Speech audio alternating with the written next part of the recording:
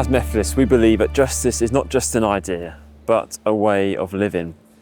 Coming alongside those who are excluded, speaking for those whose voices are not heard, and shaping communities where all can belong. So you see, to be justice-seeking and to be an inclusive church is to live out God's love in action, seeking to make the world look a little more each day like God's kingdom.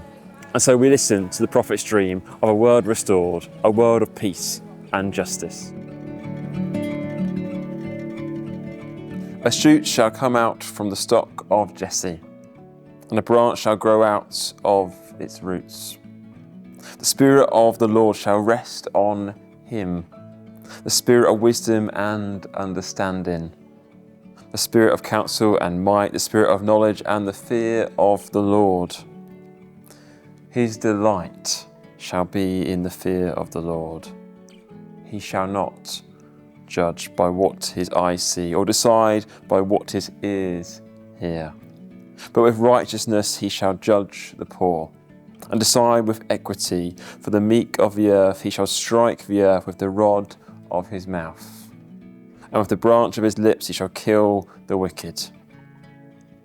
Righteousness shall be the belt around his waist, and the faithfulness the belt around his loins.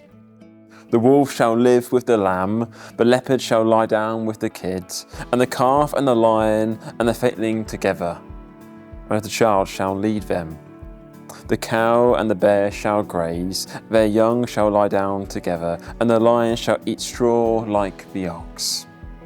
The nursing child shall play over the hole of asp, and the weaned child shall put its hand on the adder's den. They will not hurt or destroy on all my holy mountain, for the earth will be full of the knowledge of the Lord as the waters cover the sea. On that day the root of Jesse shall stand as a signal to the peoples. The nations shall inquire of him, and his dwelling shall be glorious. On that day the Lord will extend his hand yet a second time to recover the remnant that is left of his people from Assyria, from Egypt, from Paphros, from Ethiopia, from Elam and Shinar, from Hamath, from the coast of the lands of the sea. Do you remember a couple of years ago when the iconic sycamore gap tree on Hadrian's Wall in Northumberland was deliberately cut down? It seemed to be the end of a much-loved tree, which had served as a powerful symbol of resilience to many. Yet from the stump of the tree came a number of shoots, which have now been replanted in various parts of the country, offering the prospect of new life where once there was destruction. This is something a bit like what the prophet Isaiah had in mind when he refers to the stump of Jesse.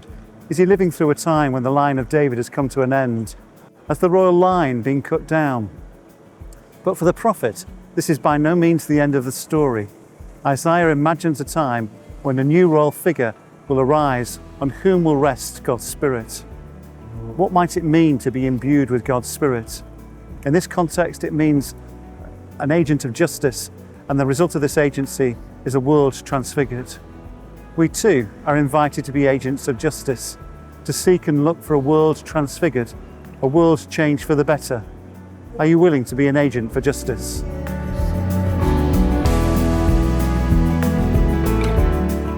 Where do you long to see justice in your community? How will you work with others to bring change?